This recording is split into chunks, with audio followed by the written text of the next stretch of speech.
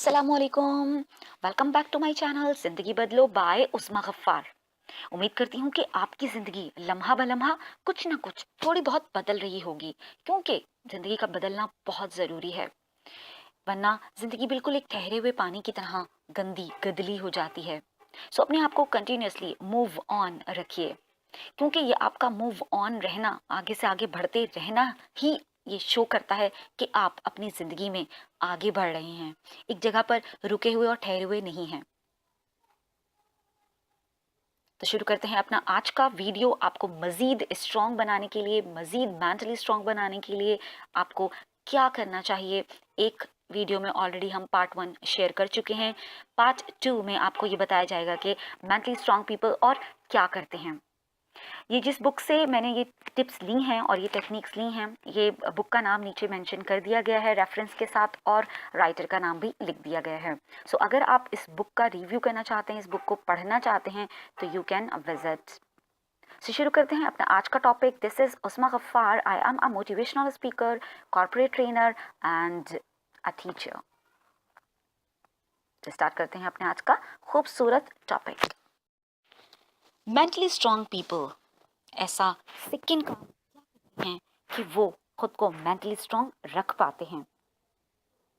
जी, तो सेकंड है, they don't waste time feeling sorry for themselves.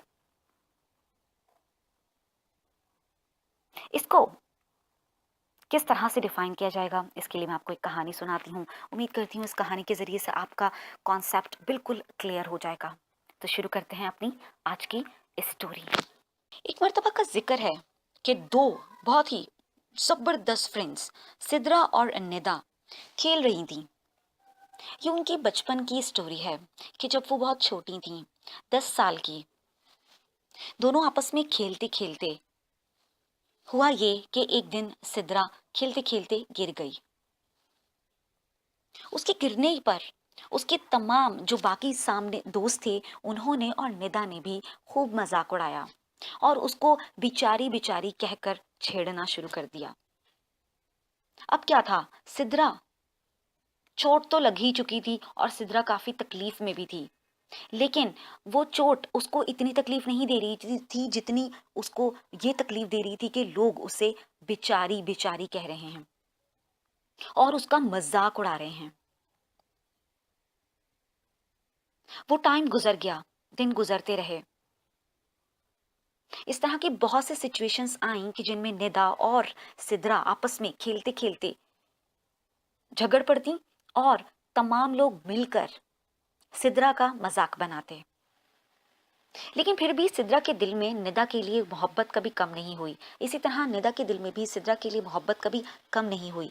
जबकि वो उसका मजाक तो उड़ाती थी, उसे छेड़ती भी थी, लेकिन मोहब्बत अपनी जगह मौजूद थी। दोनों वक्त के साथ साथ वक्त गुजरता गया और दोनों बड़े होते चले गए। अब वो जवानी की दहलीज को छूना शुरू कर दिया।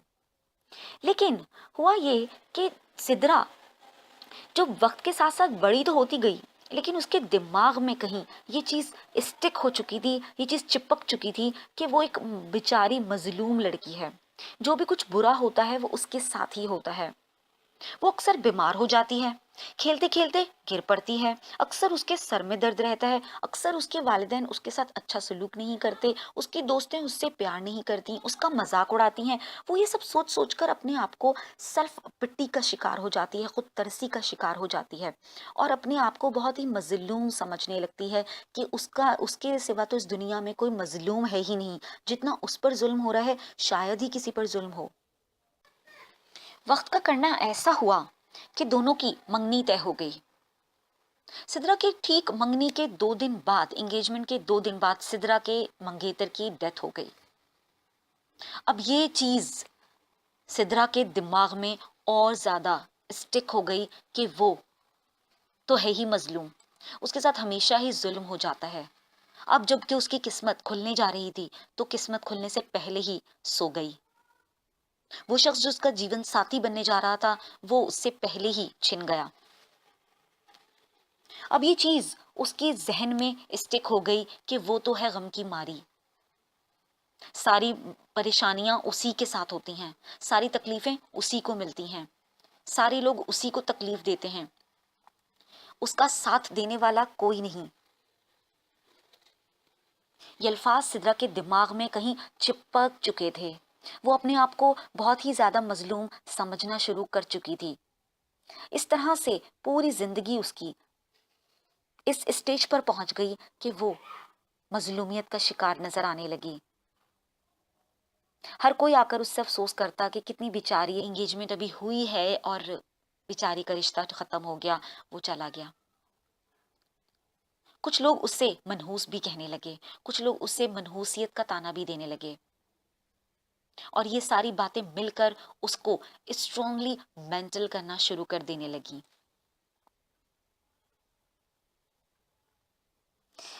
ये सब बातें उसे स्ट्रांगली मेंटल कर देती अगर एक दिन निदा आकर उससे ये पूछती नहीं, उसे आकर समझाती नहीं। और फिर क्या हुआ जानते हैं। काफी टाइम के बाद जब एक बार निदा सिद्रा के घर आई तो उसने फौरन ही बातों बातों में ये नोट कर लिया कि सिद्रा बहुत स्ट्रेस का शिकार है, अपने आप को बहुत ही ज्यादा मजलूम समझने लगी है। तो उसने उससे पूछा कि सिद्रा, ऐसा करते हैं, हम दोनों पार्क में चलते हैं। वो दोनों पार्क में चली गईं। पार्क में उन्होंने देखा परिंदों की खूबसूरती को। दरख्त जो कि बहुत खूबसूरती से खड़े थे और हवा दे रहे थे। उन्होंने नेचर को महसूस किया। जब इस नेचर को महसूस करते करते वो थोड़ी रिलैक्स पोजीशन में आ गई तो निदा ने सिद्रा से सवाल किया, क्या मैं तुमसे कुछ पूछ सकती हूँ? सिद्रा ने कहा, हाँ यार, क्यों नहीं। निदा ने बोला, तुम खुद को बेचारी, मजलूम क्यों समझने लगी हो, जबकि तुम तो बहुत लकी हो, बहुत ज्यादा ब्यूटीफुल हो, बहुत प्रीति हो,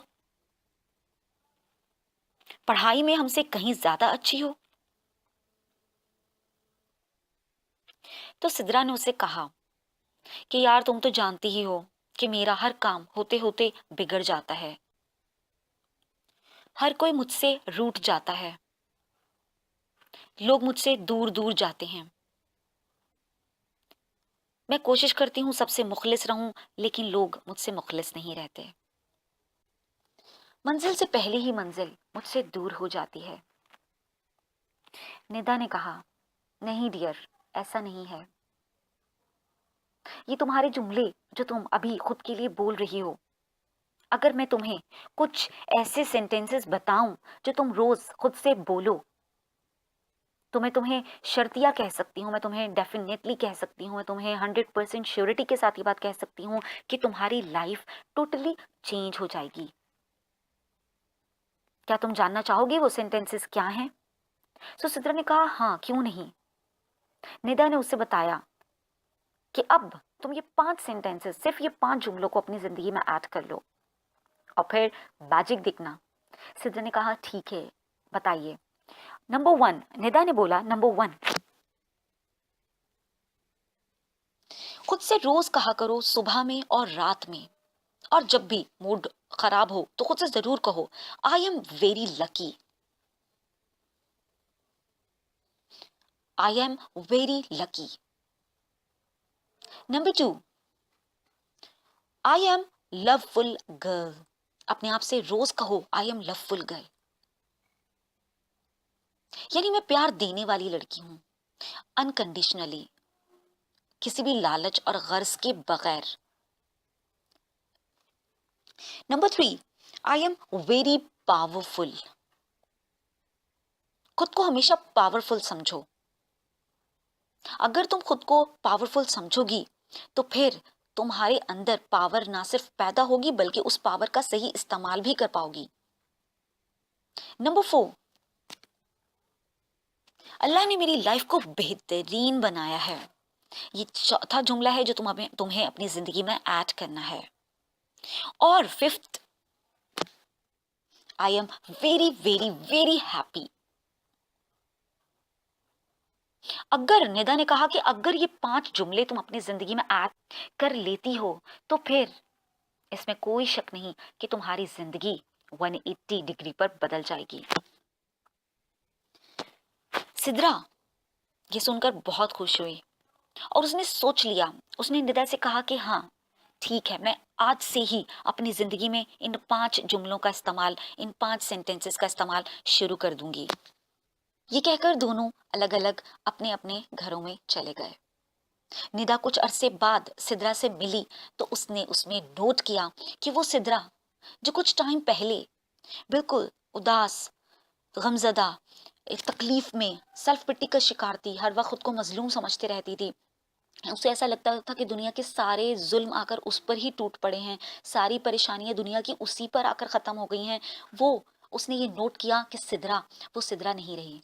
अब वो सिद्रा एक मेंटली स्ट्रांग लड़की बन चुकी है, जो खुद को जो ये समझ गई है कि खुद को स्ट्रांग बनाने के लिए इस सेल्फ पिटी से निकलना है। और उसने इन 5 जुमलों के इस्तेमाल से अपनी सेल्फ टॉक को पॉजिटिव किया। वो जो गलत जुमले वो पहले खुद बोलती रहती थी, उसने उन जुमलों का इस्तेमाल बिल्कुल खत्म कर दिया और अच्छे पॉजिटिव जुमलों को अपनी जिंदगी में ऐड कर लिया। और इन जुमलों ने उसकी जिंदगी से सेल्फ पिटी को, खुद तरसी को बिल्कुल खत्म करके, माइनस करके रख दिया। और ये थी आज की हमारी स्टोरी। आप खुद को देखिए, कहीं ऐसा तो नहीं कि आप भी सेल्फ पिटी का शिकार हों। अगर आपके साथ ऐसा ही कोई मसला है तो फिर आज से आप भी इन 5 जुमलों को अपनी जिंदगी में ऐड कर लीजिए और फिर आपको सेल्फ पिटी से निकलना बहुत ही आसान हो जाएगा। उम्मीद करती हूँ कि आपको मेरा ये मैसेज पसंद आया होगा। अपने दोस्तों और प्यारों से कम 3 फ्रेंड्स के साथ ये जरूर शेयर कीजिए, ताकि आज जो हमारी दुनिया में ज्यादातर लोग सेल्फ पिटी का शिकार हैं, खुद को मजलूम समझते हैं और खुद को विक्टिम समझते हैं, वो इस चीज से निकलें और दुनिया में अपने अपने अपने हिस्से का काम खूबसूरती के साथ अंजाम दे पाएं। इजाजत चाहती हूँ। अपना बहुत बहुत ज्यादा ख्याल रखिएगा और हमेशा खुश रहिए। आमीन। Stay blessed, stay smile. अल्लाह हाफिज।